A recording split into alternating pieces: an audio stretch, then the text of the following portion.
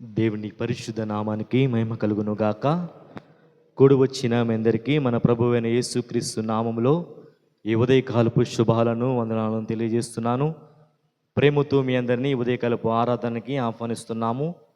ప్రారంభ ప్రార్థన చేసుకుని ఉదయకాలపు ఆరాధన మనం ప్రారంభం చేద్దాం.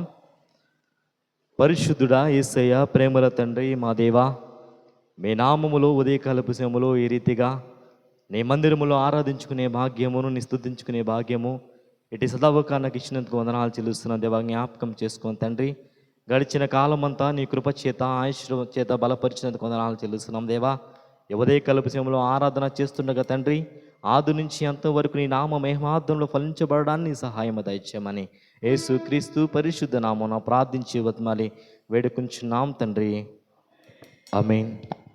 ఆంధ్ర క్రైస్తవ కీర్తన పుస్తకం నుంచి 442వ సంగీతం పాడుకుందాము. మొదటి 2 చరణాలు, ఆఖరి చరణం పాడుకుందాము. ఆఖరి చరణం పాడుచుండగా సంగమంతయు లేచి నిలబడి ఉండగా మనవి చేస్తున్నాను. జీవితాంతము వరకు నీవే సేవ సల్పుదురంతివే, జీవితాంతము వరకు నీవే సేవ సల్పుదురంతివే, నీవు నాతో ఉండి ధైర్యము ఇచ్చి నడుపుము రక్షక, జీవితాంతము వరకు నీకే సేవ సల్పుదురంతివే, ఎన్ని ఆటంకములున్నను,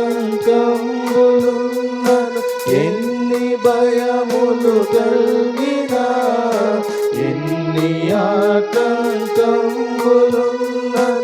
ఎన్ని భయములు కలిగినా, అన్ని పోవును నీవు నాకడ నున్న నిజమిది రక్షక, జీవితాంతము వరకు నీకే సేవ సల్పుదురంతివే, అన్ని వేళల నీవు చెంతన అనుభవమీయవే, అన్ని వేళల నీవు చెంతన అనుభవమీయవే, తిన్నగా నీ మార్గమందున పూనె నడచెద రక్షక, జీవితాంతము వరకు నీవు సేవ సల్పుదురంతివే, పాప మార్గము దరికి పోవక పాపయాసను గోరక, పాప మార్గము దరికి పోవక పాపయాసను గోరక, ఎప్పుడు నిన్నే వెంబడింపగ కృపను నన్ను రక్షక, జీవితాంతము వరకు నీవే సేవ సల్పుదురంతివే. దక్షిణ ఇండియా సంఘము సామాన్య దైవారాధన కార్యక్రమమును అనుసరిద్దాము. దేవుణ్ణి ఆరాధించెదము.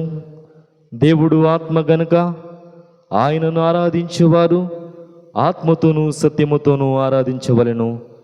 మన తండ్రి అయిన దేవుడి నుండి, ప్రభువైన యేసుక్రీస్తు నుండి కృపా సమాధానములు మీకు కలుగును గాక. ఇది యెహోవా ఏర్పాటు చేసిన దినము, దీని యందు మనం ఉత్సహించి సంతోషించదము.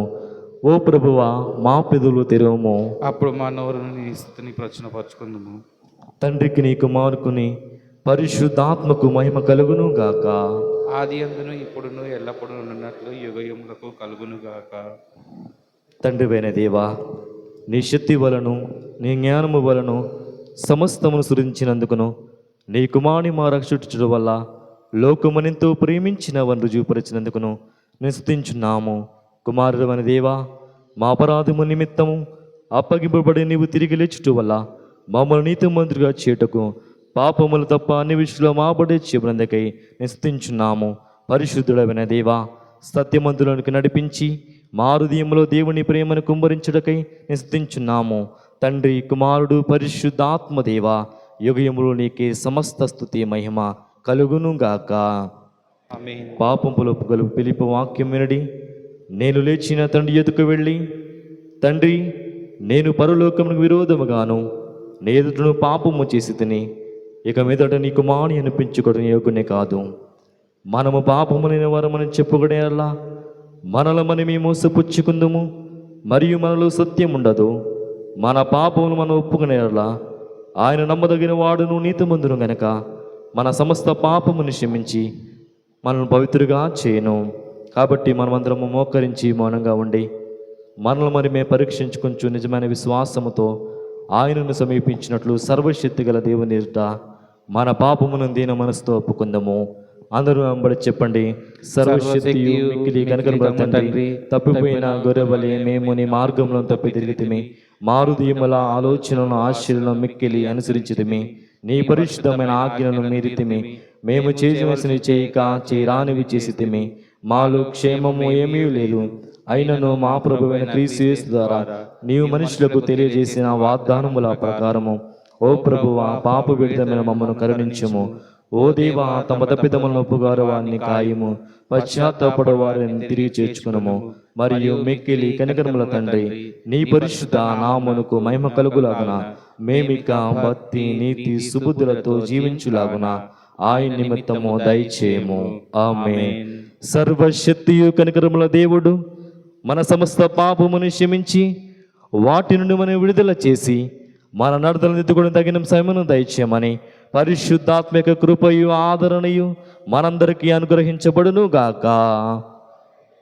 ఈ దినము మనమందరము అదేవిధంగా నిలబడి ఉండగా ఈ దినము కొరకై ఏర్పాటు చేయబడిన ఉత్తర ప్రత్యుత్తర లేఖన భాగము చదువుకుందాము. కీర్తన గ్రంథము 79వ సంకీర్తన 1 నుంచి 9 వచనాలు చదువుకుందాము. 9వ వచనము అందరూ కలిసి చదువుకుందాము. 1వ వచనం ప్రారంభము. దేవా, అన్ని జనులు నీ శ్వాసములకు చొడబడి ఉన్నారు, వారు నీ పరిశుద్ధ ఆలయమును అపవిత్రపరిచి ఉన్నారు, యెరూషలేమును పాడుదిబ్బలుగా చేసి ఉన్నారు. వారు నీ సేవకుల కళేబరములను ఆకాశ పక్షులకు ఎరగాను, నీ భక్తుల శవములను భూజంతువులకు ఆహారముగాను పారవేసి ఉన్నారు. ఒకడు నీళ్లు పోసినట్లు యెరూషలేమును చుట్టూ వారి రక్తము పారబోసి ఉన్నారు, వారిని పాతిపెట్టవారు ఎవరునూ లేరు. మా పొరుగు వారికి మేము అసహ్యులమైతిమి, మా చుట్టూనున్న వారు మమ్మను అపహసించి ఎగతాళి చేసెదరు. యెహోవా, ఎంతవరకు కోపపడుదువు? ఎల్లప్పుడూ కోపపడుదువా? నీ రోషము అగ్నివలె ఎల్లప్పుడూ మండునా? నిన్నెరుగని అన్యజనుల మీదను, నీ నామమును బట్టి ప్రార్థన చేయని రాజ్యముల మీదను నీ ఉగ్రతను కుమ్మరించుము. వారు యాకోబు సంతతిని మింగివేసి ఉన్నారు, వారి నివాసములు పాడు చేసి ఉన్నారు. మేము బహుగా కృంగి ఉన్నాము, మా పూర్వుల దోషములు జ్ఞాపకము చేసుకుని నీవు మా మీద కోపముగా నుండకము. నీ మా రక్షణకర్తయగు దేవా, నీ నామ ప్రభావమును బట్టి మాకు సహాయము చేయము. నీ నామమును బట్టి మా పాపములను పరిహరించి మమ్మల్ని రక్షించుము. తండ్రి కుమార శుద్ధాత్మకును తగు స్తుతి మహిమలు కల్గుగాక, ఆదిని ఇప్పుడు ఎల్లప్పుడు అయినట్లు యుగములు గౌనుగాక. తండ్రి కుమార శుద్ధాత్మకును తగు స్తుతి మహిమలు కలుగామే. సంగమంతయు కూర్చోవలసిందిగా మనం చేస్తున్నాం. ఈ దినము కొరకు ఏర్పాటు చేయబడిన లేఖన భాగములు ఏర్పాటు చేయబడిన వారిచే చదవగా విందము.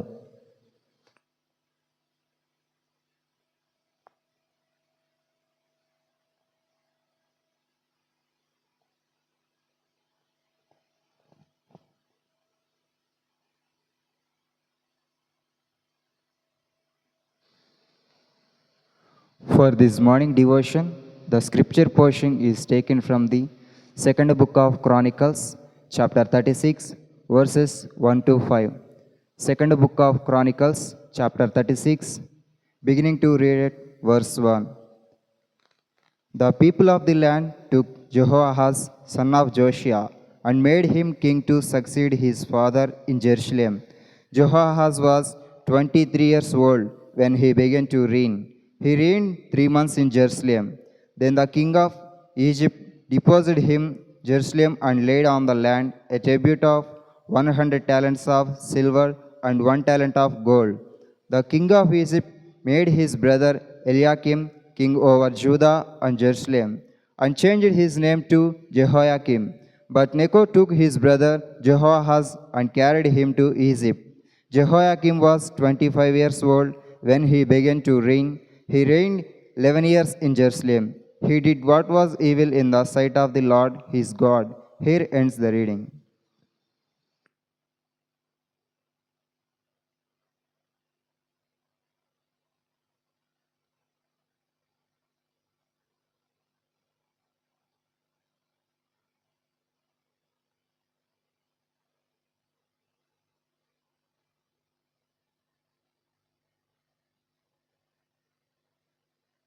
నేటి ఉదయకాల ఆరాధన కొరకై ఏర్పాటు చేయబడిన నూతన నిబంధన పాఠ్యభాగము పరిశుద్ధుడైన పౌలు హెబ్రీలకు రాసిన పత్రిక 7వ అధ్యాయము 20వ వచనం నుండి 28వ వచనం వరకు ఈ విధంగా రాయబడి ఉన్నవి. హెబ్రీలకు రాసిన పత్రిక 7వ అధ్యాయము 20వ వచన ప్రారంభము. మరియు ప్రమాణము లేకుండా యేసు యాజకుడు కాలేదు గనుక ఆయన మరి శ్రేష్టమైన నిబంధనకు పూటకాపాయెను. వారైతే ప్రమాణము లేకుండా యాజకులగుదురు గాని ఈయన నీవు నిరంతరము యాజకుడివై ఉన్నావని ప్రభువు ప్రమాణము చేసెను. ఆయన పశ్చాత్తాపపడడు అని ఈయనతో చెప్పిన వాని వలన ప్రమాణపూర్వకంగా యాజకుడాయెను. మరియు ఆ యాజకులు మరణము పొందుట చేత ఎప్పుడునూ ఉండసాధ్యము కానందున అనేకులైరి గాని ఈయన నిరంతరమును ఉన్నవాడు గనుక మార్పులేని యాజకత్వము కలిగిన వాడాయను. ఈయన తన ద్వారా దేవుని యొద్దకు వచ్చువారి పక్షమున విజ్ఞాపనం చేయుటకు నిరంతరము జీవించుచున్నాడు గనుక వారిని సంపూర్ణంగా రక్షించుటకు శక్తిమంతుడై ఉన్నాడు. పవిత్రుడును నిర్దోషియు నిష్కల్మషుడును పాపులలో చేరక ప్రత్యేకముగా ఉన్నవాడును ఆకాశ మండలము కంటే మిక్కిలి హెచ్చైన వాడినైన ఇట్టి ప్రధాన యాజకుడు మనకు సరిపోయినవాడు. ధర్మశాస్త్రము బలహీనత గల మనుషులను యాజకునిగా నియమించును గాని ధర్మశాస్త్రమునకు తరువాత వచ్చిన ప్రమాణపూర్వకమైన వాక్యము నిరంతరమును సంపూర్ణ సిద్ధి పొందిన కుమారుణ్ణి నియమించును గనుక ఈయన ఆ ప్రధాన యాజకుల వలె మొదట తన సొంత పాపముల కొరకు తరువాత ప్రజల పాపముల కొరకును దినదినము బలులను అర్పింపవలసిన అవసరము గలవాడు కాడు. తాను అర్పించుకున్నప్పుడు ఒక్కసారి ఈ పని చేసి ముగించను. నేటి దినమునకే ఏర్పాటు చేయబడిన పత్రికా పాఠ్యభాగం ఇంతవరకు.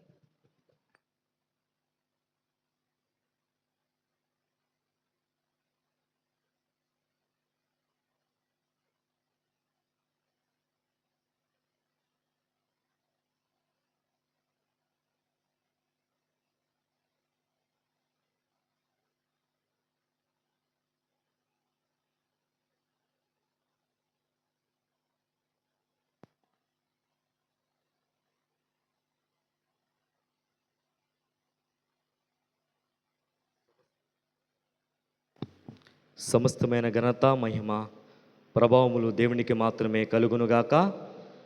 మీ అందరినీ మరొకసారి ఉదయకాలపు ఆరాధనకి ప్రేమతో ఆహ్వానిస్తున్నాము. ఇట్టి అవకాశాన్ని నాకు కల్పించిన దేవాతి దేవునికి నా యొక్క నిండు వందనాలు తెలియజేస్తున్నాను. రెండో విధముగా ఇట్టి అవకాశాన్ని నాకు కల్పించిన ఎస్సిడిసి ఫ్యాకల్టీ బృందమందరికి కూడా నా ప్రత్యేకమైన వందనాలను తెలియజేస్తున్నాను. నాతోటి యాజక సమూహానికి కూడా నా నిండు వందనాలను తెలియజేస్తున్నాను. ప్రార్థన చేసుకుని దైవలేఖన భాగానికి మనం వెళ్దాం. పరిశుద్ధుడా యేసయ్య ప్రేమల తండ్రి మా దేవా, మీ నామములో ఉదయకాలపు సమయంలో ఇంతవరకు నీ ఆరాధనలు నడిపించినందుకు వందనాలు చెల్లిస్తున్నాం. దేవా, నీ వాక్యమని విత్తనాన్ని విత్తుచుండగా, నీ వాక్యమనే మాటలు చెబుతుండగా తండ్రి, నీవు నాలో ఉండి మాట్లాడి అనేక బిడ్డలతో మాట్లాడడానికి నీ కృపను నీ ఆశీర్వాద కనికరము దయచేయమని యేసు క్రీస్తు పరిశుద్ధ నామమున ప్రార్థించి బతిమాలి వేడుకుంటున్నాం తండ్రి. ఆమేన్.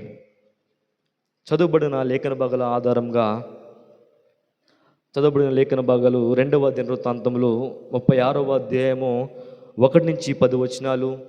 అపోస్తలుడైన పౌలు హెబ్రీయులకు రాసిన పత్రిక 7వ అధ్యాయము 20 నుంచి 28 వచనాల్లో చదవబడిన లేఖన భాగాలు మనం ఉన్నాం. ఈ యొక్క లేఖన భాగాల అనుసారంగా నేను ఏర్పాటు చేసుకున్న అంశము యాజకత్వంలోని నమ్మకమైన పరిచర్య. యాజకత్వంలోని నమ్మకమైన పరిచర్య. ఈ మాట చాలా ప్రాముఖ్యమైన మాట అండి. యాజకత్వంలోని నమ్మకమైన పరిచర్య అంటే, ఈరోజు యాజకత్వము అంటే ఏ విధంగా మనం చూడాలి? యాజకులంటే ఎలా పిలుస్తూ ఉంటారు? యాజకులంటే ఎవరిని సంబోధిస్తూ ఉంటారు? యాజకులంటే ఎవరిని చూస్తూ ఉంటారు? ఈరోజు మనం గమనించినట్లయితే ఈ యాజకులు అన్న మాటను మనము ఇంగ్లీష్లో చూడగలిగితే ప్రీస్ట్ అని పిలుస్తూ ఉంటారు. ఇదే మాటను మనము గ్రీక్లో చూడగలిగితే హిరియోస్ అని పిలుస్తూ ఉంటారు. ఈ మాటను మనము తెలుగులో అనువదించినట్లయితే పూజారి లేదా బలులర్పించేవారుగా పిలుస్తూ ఉంటారు. ఈ యాజకుల పని ఏంటయ్యా అంటే, ఈ యాజకులు చేసే వారి యొక్క వృత్తి ధర్మం ఏంటయ్యా అంటే, పాత నిబంధన కాలంలో ఈ యాజకులు దేవుని కొరకు బలులర్పిస్తూ ఉండేవాళ్ళు. దేవుని కొరకు అనుదినము అనుక్షణము వారు బలులర్పించే వృత్తిలో ఉంటుండేవాళ్ళు. ఎందుకు బలులు అర్పించేవాళ్ళు యాజకులు అంటే, పాత నిబంధన కాలంలో అనేక మంది ప్రజలు వారు చేసిన పాపముల నిమిత్తము, వారు చేసిన రోగముల నిమిత్తము, వారికి వచ్చిన దోషముల నిమిత్తము దేవుని దగ్గరికి వచ్చి ప్రాయశ్చిత్తం కొరకు వాళ్ళు ఈ బలుల్ని అర్పిస్తూ ఉండరు. ఆ విధంగా పాత నిబంధన కాలంలో యాజకులు ఈ యొక్క వృత్తి ధర్మాన్ని, యాజక ధర్మాన్ని వాళ్ళు పోషిస్తూ ఉండేవాళ్ళు. ఈ యొక్క చదవబడిన లేఖనానుసారంగా నేను ఏర్పాటు చేసుకున్న 2 ప్రాముఖ్యమైన ఉపాంశాలు. మొదటగా 2 వ్యక్తుల గురించి నేను పరిచయం చేయాలనుకుంటున్నాను. మొదటి ఉపాంశంగా అహరోను యాజకత్వంలో అసంపూర్ణత, రెండవ ఉపాంశంగా క్రీస్తు యాజకత్వంలో గొప్పతనము. ఈ 2 ఉపాంశాల గురించి నేను పరిచయం చేయాలనుకుంటున్నాను. మొదటిది అహరోను యాజకత్వంలో అసంపూర్ణత. అహరోను యాజకత్వంలో తాను దేవుని కోసము యాజకుడిగా పనిచేసిన తన జీవితంలో చివరికి అసంపూర్ణతను తెచ్చుకున్నాడు. అహరోను ఎవరు? అహరోను ఎందుకు దేవుని కోసం బలి అర్పించాడు? అహరోను దేవుడు ఎందుకు నిమిత్తము ఏర్పాటు చేసుకున్న మనం చూడగలిగితే అహరోను యొక్క జీవితం మనకి ఎక్కడ కనిపిస్తుందండి?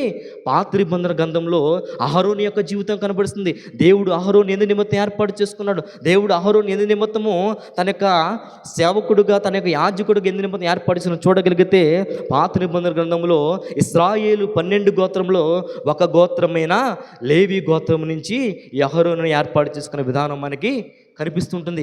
ఇక లేవి గోత్రాన్ని దేవుడు దీవించాడు. ఈ లేవి గోత్రాన్ని దేవుడు ఆశీర్వదించాడు. ఈ లేవి గోత్రాన్ని దేవుడు తన యాజక పరిచర్య చేయడానికి, తన వృత్తి ధర్మాన్ని చేయడానికి దేవుడు లేవి గోత్రాన్ని ఆశీర్వదించిన విధానం మనకి కనిపిస్తుంటుంది. ఆ విధంగా అహరోను దేవుడు ఈ లేవి గోత్రాన్ని ఎన్నుకుని దేవుడు తన యాజక ధర్మాన్ని చేయడానికి దేవుడు ఏర్పరచుకున్నాడు.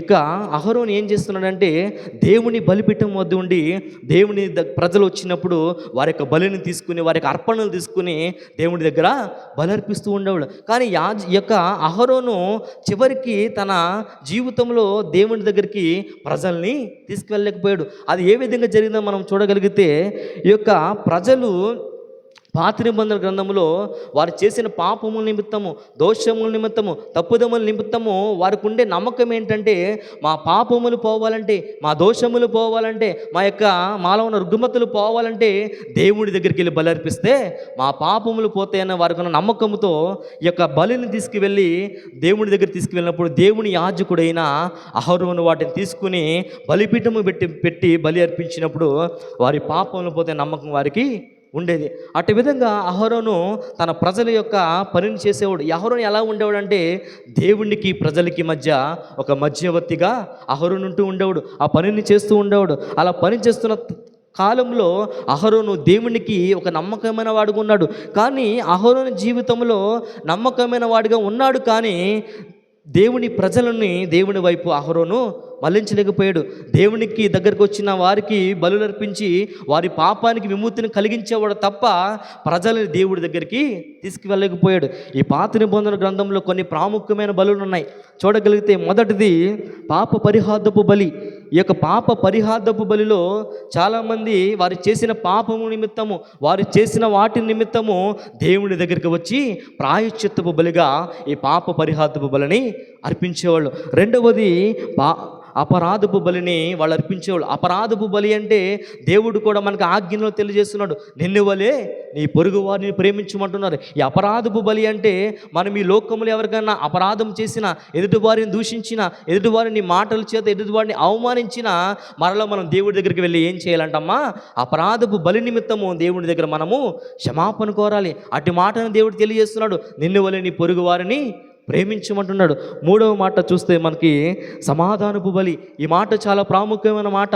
సమాధానపు బలి అంటే దేవుడితో మనం అనుదినము అనుక్షణము ఏ విధంగా ఉండాలమ్మా, సమాధానపరచబడి ఉండాలి. దేవుడితో ఒక వడంబడి కలిగి ఉండాలి. దేవుడితో ఒక వడంబడి కలిగి ఉండే దేవుడితో అనుక్షణము అనుదినము మనము దేవునితో సమాధానపరచబడే వారంగా ఉంటూ ఉండాలి. నాలుగవది ప్రాయశ్చిత్తపు బలి. ఈ మాట కూడా మనం చూడగలిగితే ప్రాయశ్చిత్తపు బలి అంటే వారు చేసిన పాపం నిమిత్తము, తప్పుదముల నిమిత్తము దేవుడి దగ్గరికి వెళ్ళి క్షమాపణ అడగడం. దేవా, మేము తప్పు చేశాము, ఈ పాపము చేశాము, ఈ పొరపాటు చేశాము, మా పాపముని ఈ బలి ఇవ్వడం ద్వారా ఆ పాపం నీవు కడిగివేయాలని దేవుడి దగ్గరికి వెళ్ళి మనము ప్రాయశ్చిత్తాన్ని వేడుకోవాలి. దేవుడు ఆ యొక్క బలుల ద్వారా వారి యొక్క పాపాన్ని కడిగివేస్తున్న నమ్మకము ఈ యొక్క బలి అర్పించే ప్రజలకి ఉంది. వారికి ఉన్న నమ్మకం ఏంటంటే దేవుడి దగ్గరికి వెళ్ళి మేము బలి అర్పించినప్పుడు దేవుడు మా పాపాన్ని తీసివేస్తారన్న నమ్మకం వాళ్ళకు ఉంది. చివరిగా మనం చూడితే కృతజ్ఞత బలి. ఈ మాట కూడా చాలా ప్రాముఖ్యమైన మాట. కృతజ్ఞత బలి అంటే ఈరోజు దేవుడికి మనము అర్పించే అర్పణల ద్వారా, దేవుడికి మనం ఇచ్చే కానుకల ద్వారా, లేకపోతే దేవుడికి చేసే పని ద్వారా మనము చాలామంది అనుకుంటూ ఉంటారు, ఈరోజు దేవుడి సన్నిధిలో ఆ పని చేస్తున్నాను, ఈ పని చేస్తున్నాను, దేవుడికి అంత కానికిస్తున్నాను, ఇంత కానికిస్తున్నానని అనుకుని దేవుడికి కృతజ్ఞత మేము అర్పిస్తున్నాను అనుకుంటారు తప్ప దేవునికి నిజమైన కృతజ్ఞత అర్పణ ఏది అంటే మారు మనసు కలిగిన నీ హృదయం దేవునికి ఇవ్వాలి. నువ్వు ఎన్ని కానుకలు ఇచ్చావని ముఖ్యం కాదు, ఎంత ప్రార్థన చేసావని ముఖ్యం కాదు, ఎంత దేవుని కోసం పని చేసావని ముఖ్యం కాదు, నువ్వు దేవుని కోసం నీ హృదయంలో ఎంత స్థానం ఇచ్చావన్నది ఈరోజు ప్రథమంగా మీరు చూసుకోవాలి. అట్టి విధంగా పాత నిబంధన గ్రంథంలో ఈ బలులను ఆచరించేవాళ్ళు, ఈ విధానాన్ని ఆచరించేవాళ్ళు. వారికి ఉన్న నమ్మకం ఏంటంటే ఒక్కొక్క బలికి ఒక్కొక్క విధంగా వాళ్ళు బలి నర్పించేవాళ్ళు. ఇక బలికి ఏటి నర్పించేవాళ్ళు అంటే కోడెలను కానీ మేకలను కానీ ఇతర పశువుల్ని అర్పిస్తూ ఉండాలి. ఆ విధంగా వాళ్ళు ఈ బలిని అర్పించేవాళ్ళు తప్ప వారి జీవితంలో దేవునికి దగ్గరగా వాళ్ళు వెళ్ళేవాళ్ళు కాదు. ఈ యొక్క అహరోను కూడా దేవుని చిత్తాన్ని నెరవేర్చేవాడు. తన ప్రజలైన వారు అహరోను దగ్గరికి, ఆ బలిపీఠం దగ్గరికి ఒక బలి పశువులు తీసుకువచ్చినప్పుడు వాటిని బలి ఇచ్చేవాడు తప్ప ప్రజలను దేవుని దగ్గరికి తీసుకువెళ్ళ.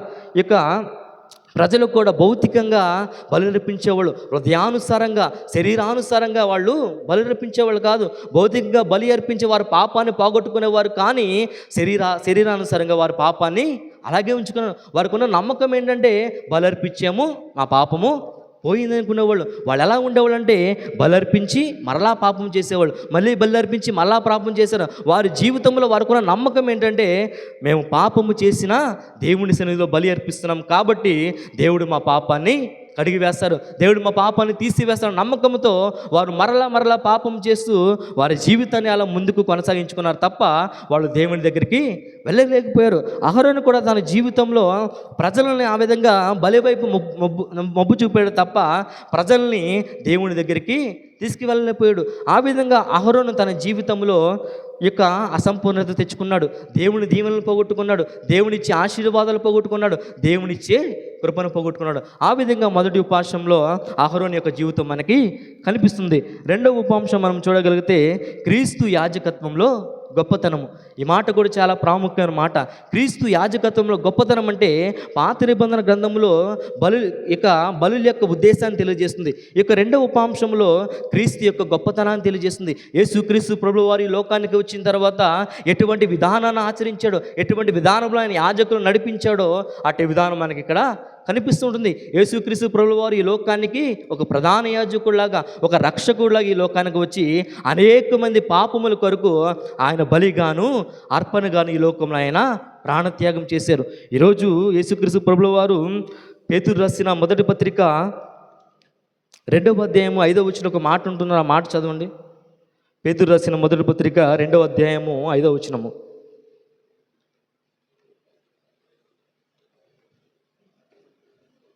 పేతురు రాసిన మొదటి పత్రిక 2వ అధ్యాయము 5వ వచనము.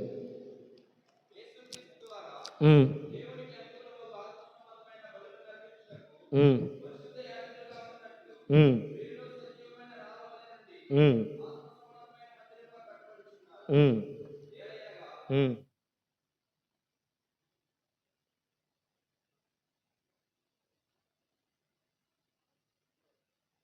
ఇక్కడ మనం చూడగలిగితే ఈ యొక్క పేతురు రాసిన మొదటి పత్రికలో 2వ అధ్యాయం 5వ వచనంలో మనం ఎటువంటి బలి అర్పించాలంట? ఆత్మ సంబంధమైన బలి అర్పించాలంట. ఈరోజు దేవుడు అడుగుతున్నాడు, నీవు నాకు బలి అర్పించక్కర్లేదు, నీవు నా కోసం నీవు పశువుల ప్రాణం తీయక్కర్లేదు, నాకు నిజంగా నువ్వు అర్పించవలసిన బలి ఏంటి అంటే ఆత్మ సంబంధమైన దేవుడు బలులు అర్పించమంటున్నాడు. దేవుడు ఆత్మ సంబంధమైన బలులు అంటే నీవు మారు మనసు కలిగి నీ హృదయాన్ని శుద్ధిగా చేసుకుని దేవునికి విరిగి నెరిగిన మనసుని మన దేవుడు అడుగుచున్నాడు. అటువంటి మనసు మనం ఇవ్వగలుగుతున్నామా? అటువంటి హృదయాన్ని దేవుడికి ఇవ్వగలుగుతున్నామా? యాజక స్థితిలో ఉన్న మనము, యాజక ధర్మంలో ఉన్న మనము, యాజక తరపీదులో ఉన్న మనము ఎటువంటి విధానాన్ని దేవుడికి ఇస్తున్నాం, ఎటువంటి ప్రార్థన మనం దేవునికి చేస్తున్నాం, ఎటువంటి సమయాన్ని దేవునికి ఇస్తున్నాం, ఎటువంటి అర్పణను దేవుడికి మనం అర్పిస్తున్నామో ఈరోజు మనల్ని మనం పరిశీలన చేసుకోవాలి. అదే విషయంలో ఆత్మ సంబంధమైన మందిరముగా కట్టబడాలని దేవుడు అంటున్నాడు. ఆత్మ సంబంధమైన మందిరములో అంటే ఈరోజు చాలామంది ఏమనుకుంటారు, ఆత్మ సంబంధ మందిరం అంటే 4 గోడలతో వేసి ఒక గుడిగా నిర్మించి అందులో ఆరాధన చేసుకుంటే అదే మందిరం అనుకుంటారు. కానీ దేవుడు పరిశుద్ధ గ్రంథములు అంటున్నాడు, నీ దేహము దేవుని ఆలయం అంటున్నాడు. కాబట్టి మన దేహాన్ని మనం ఎలా మర్చుకోవాలండి? దేవుని ఆలయంగా మర్చుకోవాలి, దేవుని మందిరంగా మర్చుకోవాలి. మన దేహములు ఎప్పుడైతే దేవునికి స్థానం ఇస్తామో మన దేహము దేవుని ఆలయంగా మార్చబడుతుంది. యాజక సమూహంగా ఉన్న మనము ఈరోజు యాజక తర్పీదులో మనము కొద్ది కాలంలో బయటికి వెళ్తున్నాం. మనము యాజక విధానంలో ఉన్న మనము సంఘాన్ని ఏ విధంగా మలుస్తున్నాం, సంఘంలో ఉన్న ఆత్మలను ఏ విధంగా రక్షిస్తున్నాం, సంఘంలో ఉన్న వారిని ఏ విధంగా దేవుడి వైపు పెడుతున్నామో మనము పరిశీలన చేసుకోవాలని తెలియజేస్తున్నాను. అదేవిధంగా చదవబడిన దినవృత్తాంతం 2వ గ్రంథము 36వ అధ్యాయము 1 నుంచి 10 వచనాలు కూడా మనం అక్కడ చూడగలిగితే ఈ యొక్క వాక్య భాగంలో మనకి రాజుల యొక్క విధానం కనబడుతుంది. రాజుల యొక్క పరిపాలన, రాజుల యొక్క విధానం, రాజులు ఎంతకాలం ఏడుబలి చేశారు, రాజులు తమ జీవితంలో పరిపాలన చేసేంత కాలంలో దేవునికి అయిష్టులుగా జీవించారు, దేవునికి నమ్మకంగా వారు జీవించాల. అక్కడ యెహోయాహాజు కానీ నెబుకద్నెజరు కానీ లేకపోతే ఎల్కీషీముకమని వారి యొక్క జీవితంలో దేవునికి అంత ప్రాధాన్యత ఇవ్వాల. వారు ఏడుబలి కాలంలో దేవుని చేత ఏర్పాటు చేయబడిన వారు దేవునికి విరోధంగానే జీవించారు. ఇక్కడ కూడా అహరోను జీవితంలో కూడా మనం జ్ఞాపకం చేసుకుంటే అహరోను కూడా దేవునికి బలులర్పించాడు, కానీ ప్రజలను దేవుడి దగ్గరికి తీసుకువెళ్ళైపోయాడు. కాబట్టి మన యాజక ధర్మంలో మనం ఎటువంటి స్థితిని కలిగి ఉన్నాం, ఎటువంటి విధానాన్ని మనం కలిగి ఉన్నాం, ఎటువంటి కృపతో మనం ఉన్నామని తెలుసుకోవాలని తెలియజేస్తూ ఈ నా మాటలు నేను ముగిస్తున్నాను.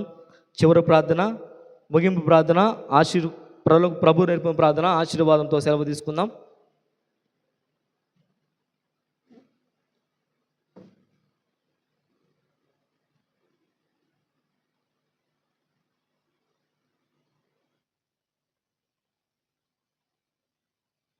ప్రార్థన చేసుకుందాం. పరిశుద్ధుడా యేసయ్య, ప్రేమల తండ్రి, మా దేవా, మీ నామములో తండ్రి ఉదయకాలపు సమయంలో ఇంతవరకు నీ వాక్యంలో నడిపించినందుకు, నీ ఆరాధనలు నడిపించినందుకు వందనాలు చెల్లిస్తున్నాం దేవా. వాక్యమని విత్తనాన్ని విత్తుటకు దేవా, నీ ఉదయకాలపు సమయంలో తండ్రి ఇటు విధానాన్ని ఇటు కృపను మాకు ఇచ్చినందుకు వందనాలు చెల్లిస్తున్నాం దేవా. నీ మందిరములో తండ్రి ఇంతవరకు ఆరాధనలో తండ్రి చక్కగా నడిపించున్నావు తండ్రి, నీకు వందనాలు చెల్లిస్తున్నాం దేవా. వాక్యం అనే విత్తనాన్ని దేవా ప్రతి హృదయంలోనూ ప్రతి ఆత్మలోనూ దేవా పదిలపరచబడడాన్ని సహాయం దయచేయండి దేవా. ఈ దినమనే సిటిసి ఫ్యాకల్టీ గురించి ప్రార్థన చేస్తుండగా, ఈ యొక్క కాలేజీ గురించి ప్రార్థన చేస్తుండగా నీ కృప దయచేయండి దేవా. ప్రతి ఫ్యాకల్టీని మీరు దీవించండి, ప్రతి నాన్ టీచింగ్ స్టాఫ్ను మీరు దీవించండి, ప్రతి వర్కర్ని మీరు దీవించండి దేవా. ఈ కాలేజీలో తర్పీదవుతున్న ప్రతి బిడ్డను మీరు జ్ఞాపకం చేసుకోండి దేవా.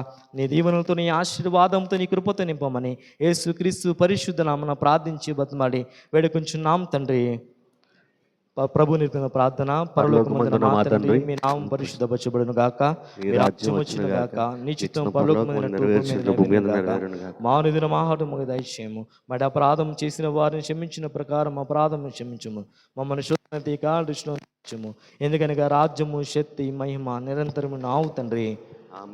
మన పరమతిని దేవుని ప్రేమ, కుమారుడైన యేసుక్రీస్తు కృప, పరిశుద్ధాత్మిక అన్యోన్య సహవాసము సదా కూడా వచ్చిన మీ అందరికీ సకల పరిశుద్ధులకు తోడే ఉండి నడిపించును గాక. ఆమేన్. ఆశీర్వాదంబుల్ మా మీద వర్షింపచేయుమిసా, ఆశతో నమ్మియున్నాము నీ సత్యవాదము,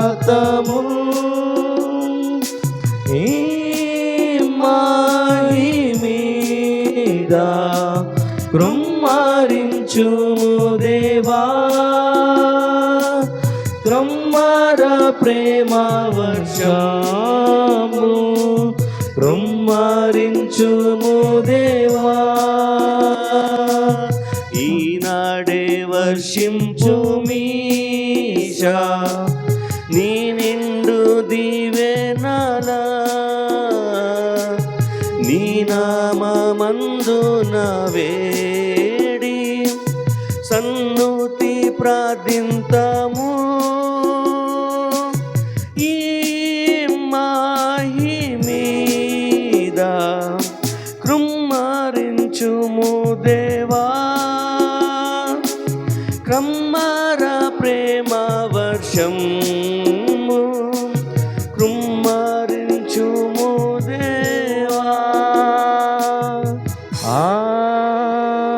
ఆమేన్. మీ అందరికీ మరొకసారి నా నిండు వందనాలు తెలియజేస్తున్నాను.